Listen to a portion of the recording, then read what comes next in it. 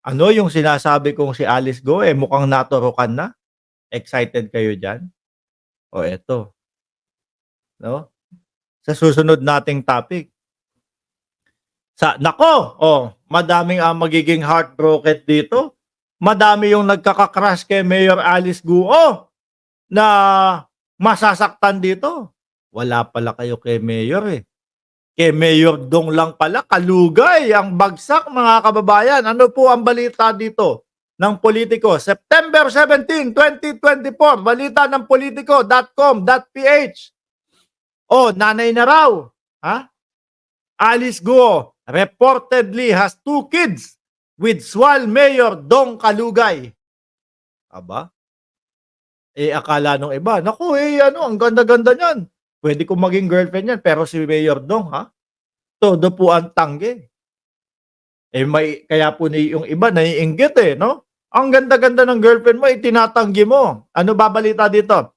Is this Miss Bamban, Tarlac Mayor Alice Go already a mother to 2 kids? Sabi naman po ni Mayor, mga kababayan, magkaibigan lang naman daw po, mga bossing, no? Although, sabi ni Jinggoy, nagkataon lang ba na yung pinamimigay niyong bags ay parehas ng kulay?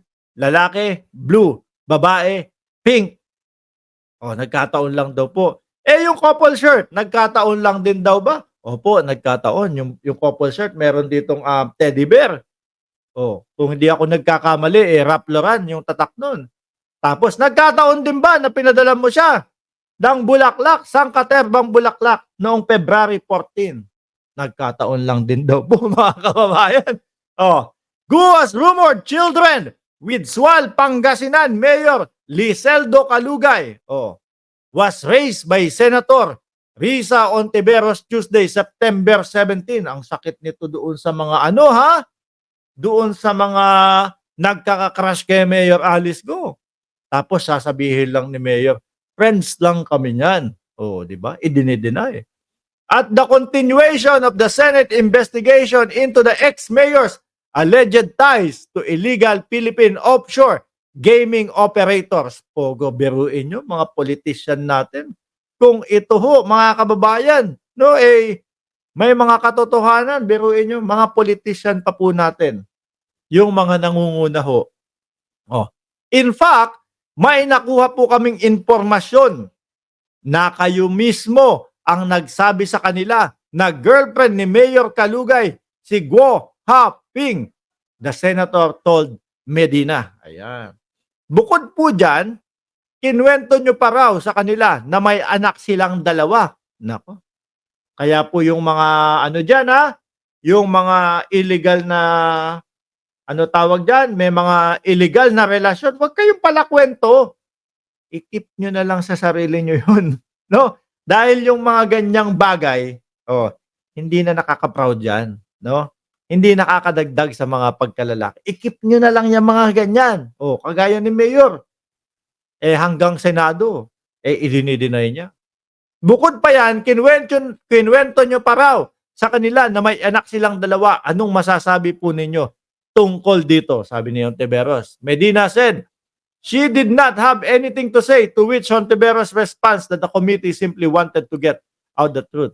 For the record, Mr. Cheryl, hindi kayo ang target namin, Gusto namin tukuyin kung kayo ay ginawang dami ni Mayor Kalugay, pero madadawit po kayo kahit sa mga alam naming ginawa nila kung hindi kayo magsasabi ng totoo.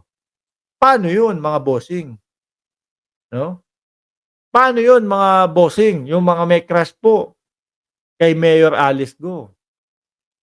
Kung may anak na, dalawa pa. Tapos ay ang jowa na, mayor din. Heartbroken na. Pero ako kung ganito naman po ang background nung babae, mga kababayan, di bali na lang. Kesa madamay ka pa, masama ka pa sa ganyan, malamang po at sa alamang, may mahigpit pong kakaharapin itong mga ito. Sabi ni Ma'am Liza, hi Mark, ibigan. Siguro, watching from Canada. Baka nga, ibigan. Di ba?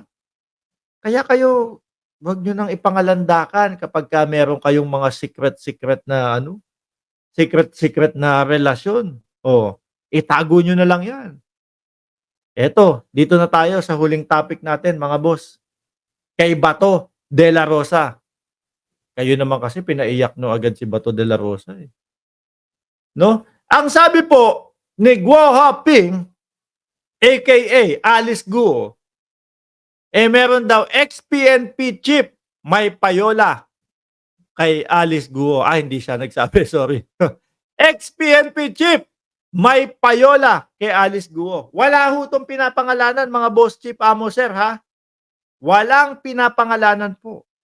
Pero, bigla pong napasugod si Senator Bato de la Rosa doon sa hearing, mga kababayan. Bigla na lang pong nagsasalita do'n, 'no?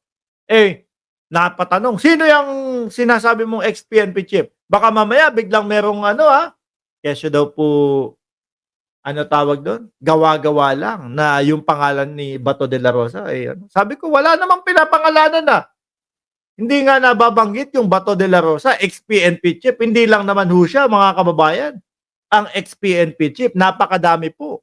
'Di ho ba? O tuloy natin ito. Ano sabi dito?